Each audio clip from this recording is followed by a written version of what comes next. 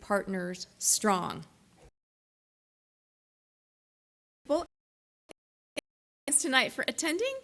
Please stand if you are a member of the Howard County Library System Board of Trustees, the Friends of Howard County Library System Board of Directors, the Board of Education, the Civility Board of Advisors, or an alliance partner.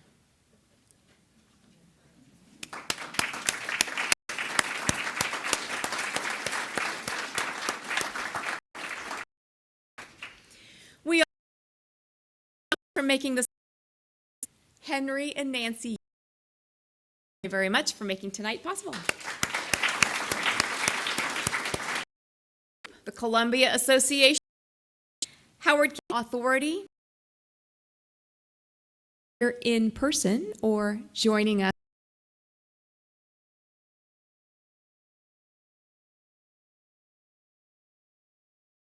You will see in your program on page 9 that we have a number of upcoming seminars, including the second of a series of power-ups on October 27. And we are also partnering with the public school system and the Columbia Art Association Art Center to encourage K through 12 students to participate in a poster contest again this year. And now for the main reason we are here tonight. We are truly honored that our moderator this year is becoming a recognizable face of our Choose Civility Symposium. We are pleased to welcome her to her 6th symposium. She is an esteemed journalist at NPR, and she is proud to be a resident of the civil Howard County. A professional in every regard, she is a writer, a producer, a newscaster for the news broadcasts Morning Edition, All Things Considered, and Weekend Edition. And she is a substitute host for Talk of the Nation and Weekend, All Things Considered. She's also a blogger for NPR's award-winning news blog, The Two-Way. It always makes me feel secure, even when the news is not so civil. When I hear her voice on NPR, you would not have heard her this morning because she was taking the day off so she could be here tonight, all fresh. But I did hear her yesterday, as you did likely. And I always feel it's always a pleasure to hear her voice here at these symposiums. Please join me in welcoming Corva, also the panelists.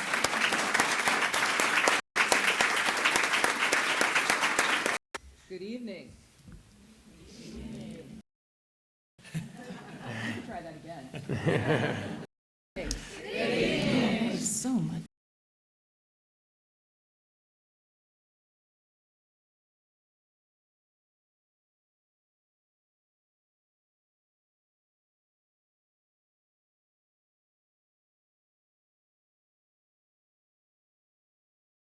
Safety.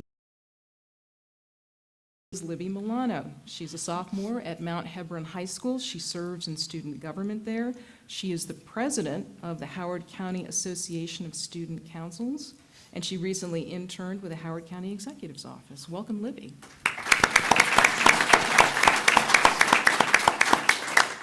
Furthest down on the table is Professor Andrew Reiner of Towson University, whose essays on young people and online activity and community engagement involvement have been widely published, including in the New York Times.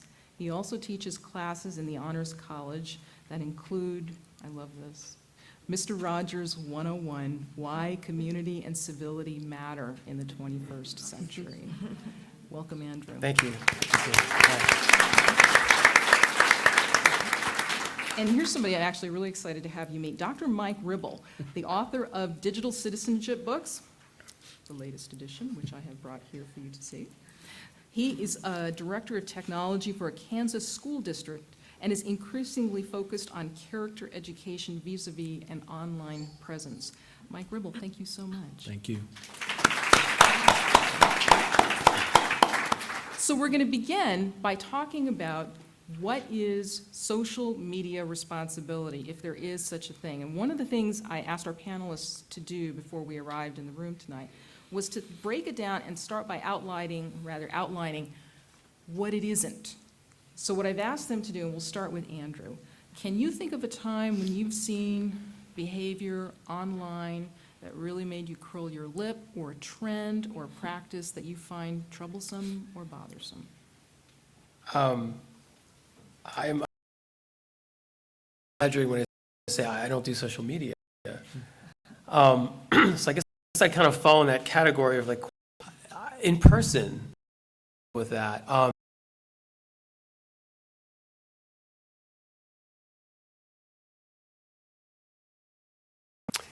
And wife is wife, and she's got to be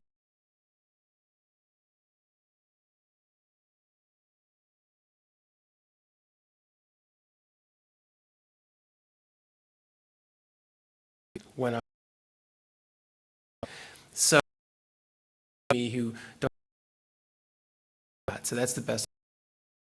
That has been jumped into the lion. I would say is, I think that every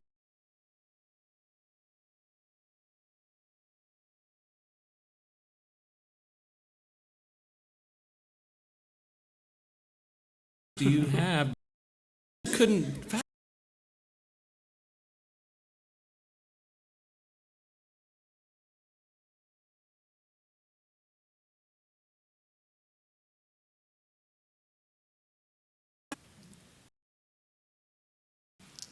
goes out and reads the terms of use of these sites, and actually I think there's two of us that do that, but I went and read it, and if you go out there, at least the last time I checked, the very first line it says in the terms of use is, this site is not to be used by anyone under the age of 13.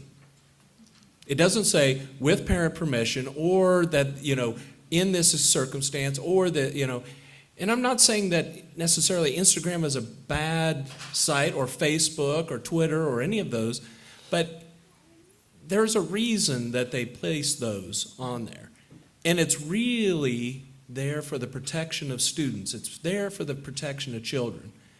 And I think we've lost sight of some of that. And I think that that's, what we need to focus on.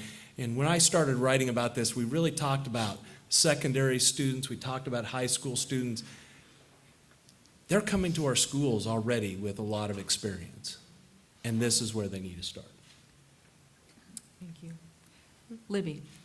I think, I have to agree about oversharing, especially with teenagers. I see that a lot. But I also think because we have especially social media and the ability to respond to someone so quickly or text someone back so quickly, that we have immediate responses, and we just respond to people so quickly and sometimes without thinking through what we're saying. I think when we're speaking, we have more time, and when we see someone face to face, we can decide, is this an appropriate thing to say to someone? Is this the way that I should be communicating with another person? But I think when we have that screen and we have the ability to type it and not see someone else's reaction, or not think about the consequences of our words, that things can be said and comments and pictures can be posted that can offend other people and really hurt other people in our community. Denise, why do people say such incredibly hateful things online? Well, that's a difficult one to answer. I think it's really for because of what Libby just said. It's because you're not seeing any of these people face to face, and so there's that lack of connection. There's that lack of face to face interaction, and people feel empowered by the anonymity of it. Or even if they're saying something to somebody who they know, they can say it very quickly without that reaction, without seeing how much you hurt somebody's feeling. You can just say it and type it and be, it's like stabbing someone without seeing the blood. Wow. So what do we need to do as individuals to promote healthy online behavior? Well, I think as parents, hugely important to talk to our kids about appropriate use of technology, but I think what I talk to people and people that ask me and parents who talk to me is I think the number one thing that parents can do is to model good behavior. Parents need to show their kids appropriate use of technology by using it appropriately themselves. Not to present a positive online presence, to communicate with people respectfully online, to communicate with teachers respectfully, teach your kids how to use the technology in ways to connect, not in ways to disengage. Mike, you've written extensively about this. What would you say? I agree with that. I mean, it's it's really about being there, and I'm reading more, and I'm thinking more about this, and I'm actually reading some by students that are saying they really wish their parents were present there.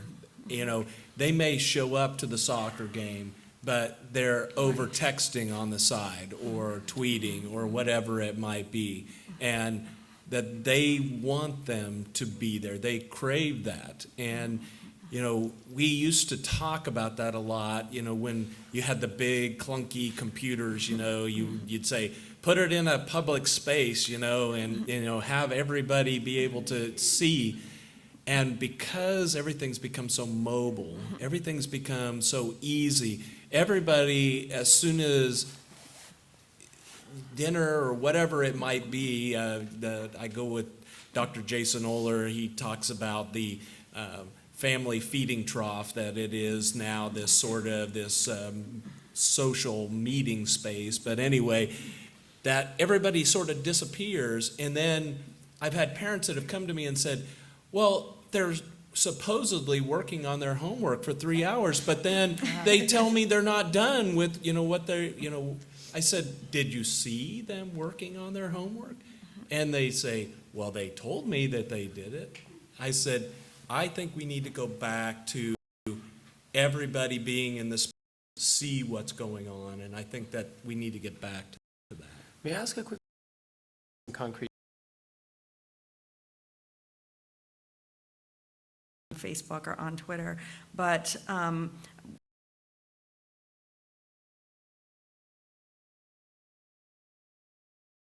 courses that really are geared towards the kind of things that we're not really talking a lot about with the students, like these issues of civility, or in terms of not just with definitely with our technology, but just in terms of the concept of civility and community today in general. So what I try to do is give experiments. I try to give them these little experiments. And to give an example of what I'm talking about, one of the experiments we do towards the end of the semester in the Mr. Rogers class is not easy. What I ask them to do is, I call it Guess Who's Coming to Dinner. And what I ask them to do times of really well by always succeeding. We don't always, we don't learn by staying in our little bubble. And so until we kind of jar it and really kind of walk the talk and practice these things that we're talking about, it doesn't really hit home. It's just an idea. And I want there to be real muscle memory in the things that I teach. So what I'm going to ask you to do tonight is not have dinner with a stranger. But I am going to ask you to do something that I'm going to do for a second with Corva so you can see what I'm talking about.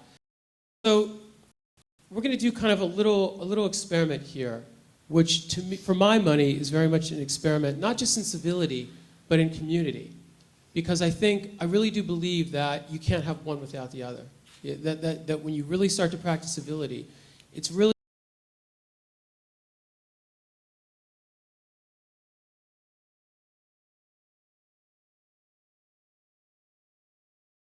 simple, little icebreaker conversation. And I'm not going to, clearly you can't get graded on this, but I am going to come around just to see if I can be of help at all. What I'm going to ask you to do is use a prompt that isn't just getting into something. It can be superficial in your response, but it's an opening to a story. Because one of the things I'm learning through reading the reflections my students write is that what really makes a difference for them when they're trying to engage people and find common ground and really reach out to other people is when there are stories. Because those are probably the last vestiges of our humanity that we're willing to share with each other. And let's be honest, who doesn't like to talk about themselves? You know? I mean, most of us do. So the question I'm going to ask you, the prompt I'm going to ask you is this. Approach somebody and say to them, I wish, well, actually, I'm sorry. What you're going to do is you're going to say to the person, I wish somebody would tell me, and have them fill in the blank. I wish someone would tell me. Now, a prompt like this you can take it anywhere you want. It can be something completely superficial. It can be just clever and funny. Or it can be something that, if you feel comfortable, could be just a little bit more personal than that. It's your call. But think about something, take a minute and think about something that you wish somebody would tell you. Something you wish someone would tell you. Because I really do believe that this is the way that we can find ground is through our stories. Just the small little snippet of stories that we have. So Corva, Yes, I'm going to lean on you here. go for it. Oh, the thing I'm going to ask you afterwards, this is completely voluntary, and this is just kind of a little something you can take away. It's, you know, it's kind of like, you know, being at a children's birthday party and they've got these little goodie bags that go away with something nice. Maybe do a little selfie with this person once you have this connection. So, Okay. Tell me. I wish somebody would tell me truly when I'm. Had he not listened and been compassionate, he would not have learned the most important thing in that woman's life. And so that is what I take away. Really important. very important. Yeah. So thank you for that. Thank you for explaining that. You're welcome. So I thought what Corva said was great about not just, of course, that really powerful story, but the idea about being present for somebody. And that's important. This idea of just listening, you know, bearing witness, being present is a really important thing, I think, when we're talking about civility, because you are making a sacrifice. You are giving of yourself, extending yourself to another person just for their own needs or wants at that time. And so that's the kind of thing that we're talking about here. Could we do a quick selfie? Yep. That'd be great. Thank you. I've never seen you take a selfie. I know. Think of it this way, I'm radio. So this is cool. I think I got to reverse it. There we go. Good one.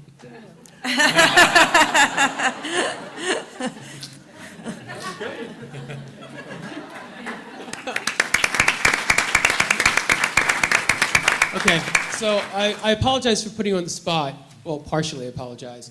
But really, take a few minutes.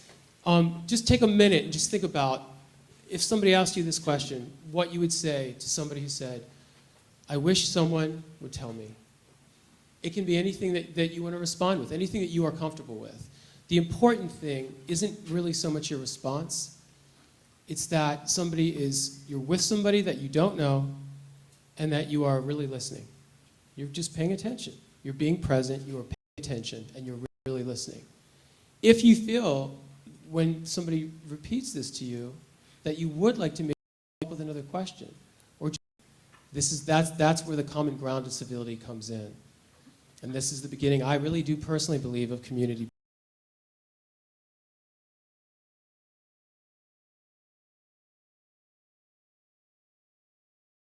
I kind of want to engage these kids. They're having fun with each other.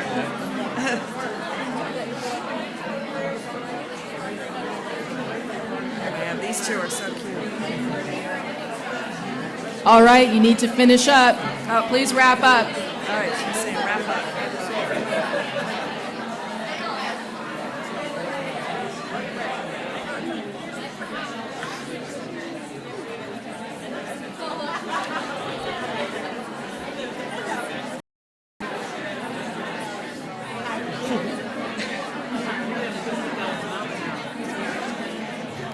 You need to finish up? Okay. Come on. He's gonna steal your show. Go ahead.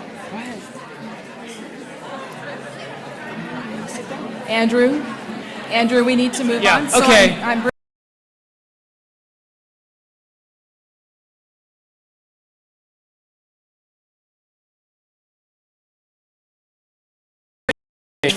For being willing to take a chance and to do something like this. Thanks, Andrew. This was really Oh, good. sure. Yeah.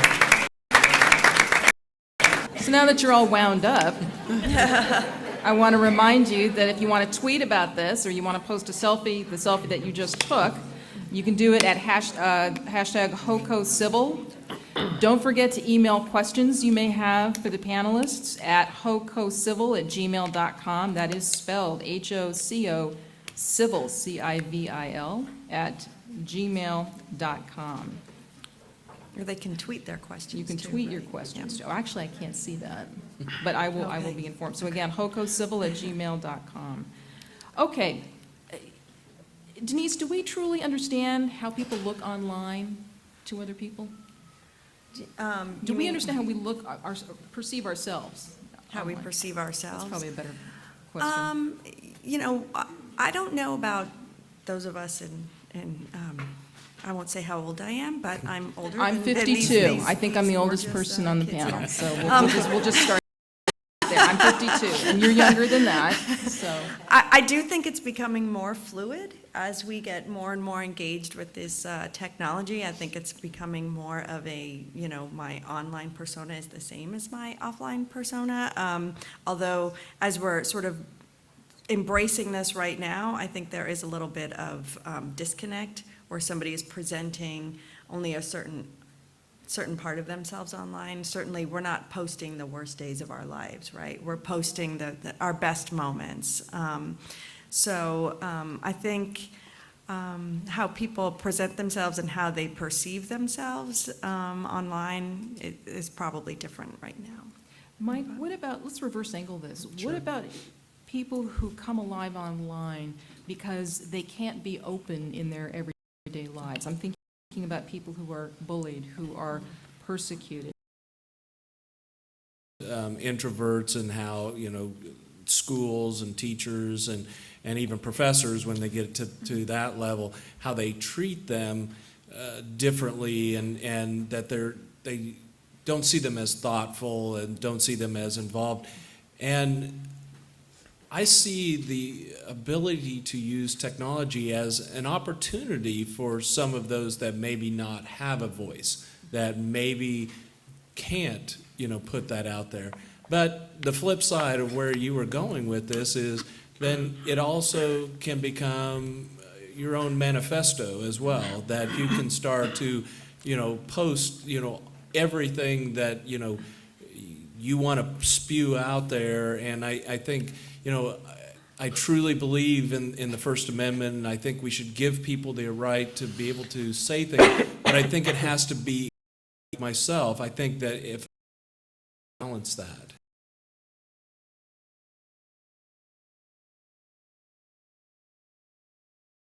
Out into the world, and I likened it to I was thinking about this the other day as sort of that message in a bottle kind of mentality, that, you know, we put it in there and we throw it out into the ocean and we kind of wait to see if anybody responds, and now we're upset and we're afraid when people don't, and that's, you know, that's where I'm seeing it going to. Libby, I'd like to ask you a question, and this has to do a little bit with what I asked Denise, how people are perceived. What does it mean to have an online presence? What does it mean if you have an online presence and you have a lot of Facebook friends, or you post something and everybody likes it or makes negative comments? How does that affect you? How does that affect your friends and others in your peer group? I think that definitely social media has become an outlet for people to find acceptance, to find friends, and to find maybe people to reaffirm them. And I think that that's something that a lot of teenagers struggle with. How many likes are on this picture? Did this certain person like this picture? Did I get enough comments telling me, you know, that this is a great picture, that we look great, that looks so fun? And so I think that our online persona, a lot of people, if if you want, being online,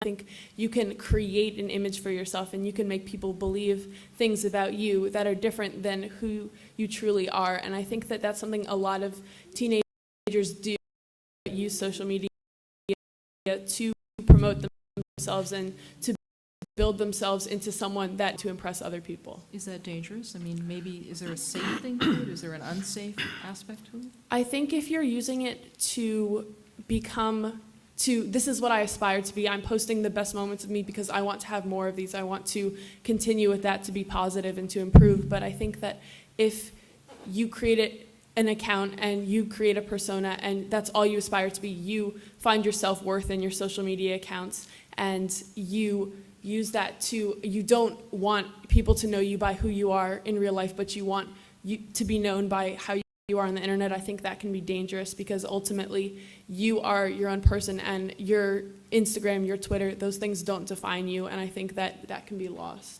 Yeah, I have a wonderful woman here who has pen and paper. You may write your questions. They will be handed to... kids, take a look. That's how we used to communicate. So, back in the Bronze Age, when I started out, if you would like to ask a question, I want to make it possible for you. So these questions will be collected and handed into the back. I'm getting questions fed up here to me, and we will pose them. And I'd like to talk about a question Mickey Gomez has just given us. What about adults? A lot of the conversation we're talking about is about youth and their behavior. And Denise, you started to touch on this. How should adults be civil?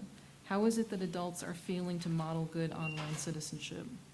Well, I mean, I think it's just the same as you are in everyday life. I think it's my husband who says if someone is nice to you but rude to the waiter, they're rude. That's how I was told to look for a husband. Yeah, exactly. So, I think you have to model that behavior online as well. And I think some of it is in popular culture, what we see. I don't know if anybody watches the Jimmy Kimmel show, but he has this whole segment on celebrities read mean tweets. And so people write these terrible, horrible things about celebrities as though they're not people. And then they go on the Jimmy Kimmel show and they read them, and it's almost funny how awful they are and how awful people think they can be online without any consequence. So I think it's just hugely important to be mindful of what you're doing online, of using social media and texting and whatever to connect with people, not to disengage and not to throw stones. Do you guys think there's a trickle up? That we do see this with adults, this kind of behavior, like as we do see with a lot of adolescents and young adults? I see a lot of that type of behavior in adults. It's becomes easy to be able to go to the lowest common denominator, to settle to that place. And I've seen way too many discussions, even in our public schools, of, I'm going to go out on Facebook and I'm going to post about, I don't agree with this, so I'm going to just, share this out. And instead of, again, coming and having a real discussion and really getting to the heart of it, it's, well, I'm going to say something, cute or, something mean, and I'm just going to post it.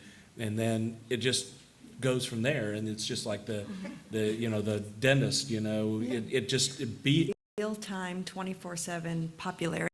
And even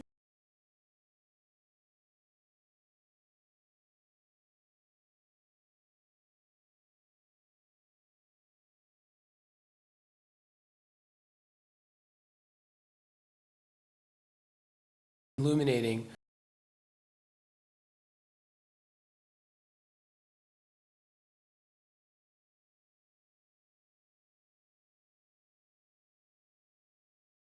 how do we creating these boundaries? Because a lot of students, it's not there. They're not even aware of that relationship. It's a relationship that they just completely take for granted. It is what it is, and nobody really talks about it. So there are a few students, and thank God there are, who can say, I've been wrestling with this, and I deal with this every day. And they're the ones that are very instructive and can kind of get the ball rolling. But you can see a lot of students kind of quietly nodding, and you often that they're the ones who really had never thought about this. Libby, do you find that young people have a recognition, I know you do, but that online is forever? I think that that's something that's really hard for teenagers to grasp, especially because so many things are instant now, so many things you can post quickly, and I don't think a lot of teenagers are thinking too far ahead about the future and thinking about college and applying for jobs and how what they post at 13 years old is going to show back up when they're trying to get into college and all of these different things. So I think that some teenagers do, but I think that we need to be reminded of it because it's very important and it's something that we often disregard and just live in the moment when we're deciding to put things online. What do you find, Mike? I agree. It's, was something that that I mentioned to some of the panelists, and I've been thinking about it a lot since